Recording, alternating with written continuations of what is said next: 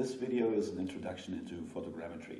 I'll talk about what photogrammetry is, how it works and what can be used for, and why it will be important for game technology and the game industry in the years to come. So, as the name says, photogrammetry is based on video footage or photographs that you take of objects in the real world or architecture in the real world that you want to digitize to use it in a game, virtual reality application, or for 3D printing. So this example here is a sculpt by the guys from Horrific Creations. You will find their link in the comments to this video. Please look them up. They do some really great stuff when it comes to sculpting. And so yeah, what I did here was I took around about 50 images of the head from all sides and then imported them into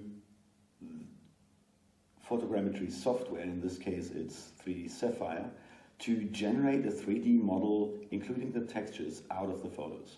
So what happens is that the photogrammetry software analyzes each picture and stacks them together to form a 3D low density point cloud out of the 3D information that it gets from the photos or the frames.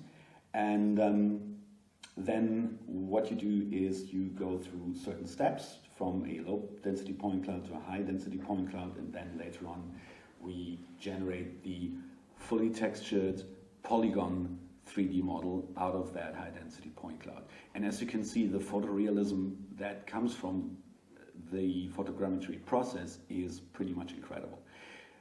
So because these 3D models are super highly detailed and have literally millions of polygons, this is something we cannot use in real-time 3D engines. So what we need to do is to actually generate a lower polygon version out of the high polygon original. So what I've done here is I imported the 3D model into Blender. This is the original photogrammetrized model, and you can see that it resembles the real world sculpt to a really great level. And the polygon structure is pretty solid, but too high. So what we need to do is to actually retopologize this model after we've cut away some of the topology that we don't need. In some cases, like the backdrops in this image were also polygonized and part of the scene. And that can be quite helpful because we can actually generate 3D models of streets and buildings or furniture out of it as well. So with the 3D model that I had, I now retopologized around it in a pretty quick approach to retopology. It's not a perfect model, but it was good enough for this purpose. And as you will see, the 3D model that I generated out of this has far less polygons. Now this is the low polygon version compared to the high polygon version that came from the photogrammetry process.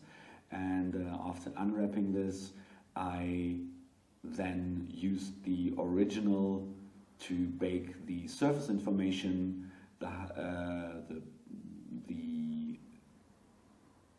as you can see here, the textures of the original and the ambient occlusion information into the textures for the 3D model that I want to use in the actual game engine.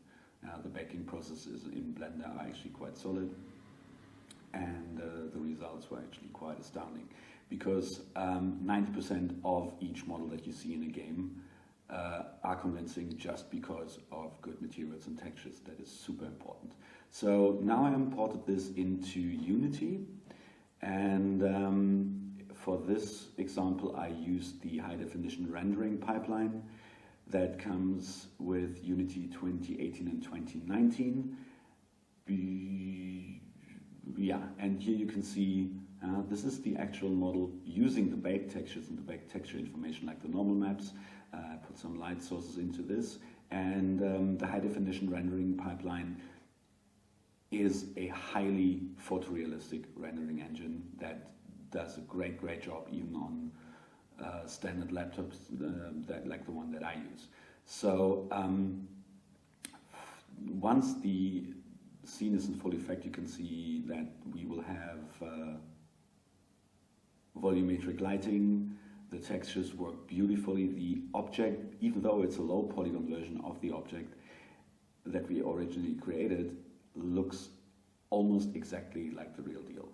And this is quite important, not only for games. I can use this character in a game now, but what's more important is that you can use this for anything that involves game technology. So one of the big things that has been happening recently, and why we at Friends of Design are really keen on using this, is actually that game technology has been used more and more often in movie production. Be it set design, be it previs, be it creating actual CGI movies rendered in the engine. Every part of movie production now is going to use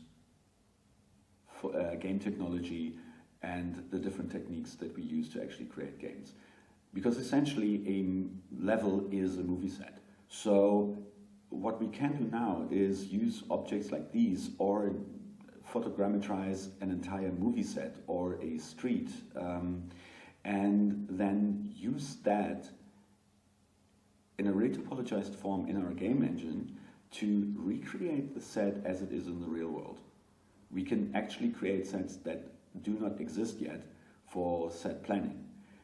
The powerful thing is, I mean, you can do this in Blender and any other 3D modeling software, but what we can do with game technology is actually create this as a level, create interactive tools that we use in those sets, and then, for instance, create a virtual reality version of this, enabling a movie producer or a director to walk through a set in virtual reality as if it's really there, but also interact with it.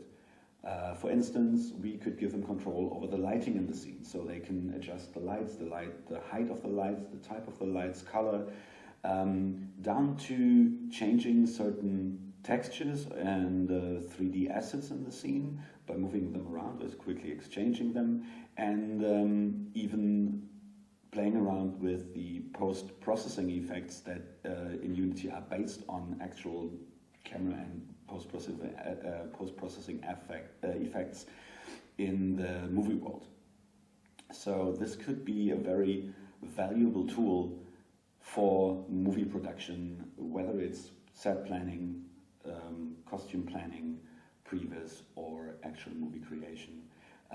If you want to see a good example for this, take a look at the Adam short movie series from Neil Blomkamp, which has been created using Unity, the high definition rendering pipelines, and photogrammetry. And it's a stunning example of how well the software works. One interesting aspect is that because everything is interactive and real-time rendering, scenes can be changed on the fly while the scene is actually playing out. You can take a light, dim the light, change the atmosphere in the room when it comes to shadows and things like that. And this enables people to have a much faster production when it comes to creating movies or planning movie scenes, on top of the whole game industry using this for creating really stunning games, of course. And yes, of course, we can also 3D print photogrammetrized objects, no problem with that. And the combination of that can be quite stunning. So create a movie using this technology, and once you have the assets, you also create with the same assets a game for that movie.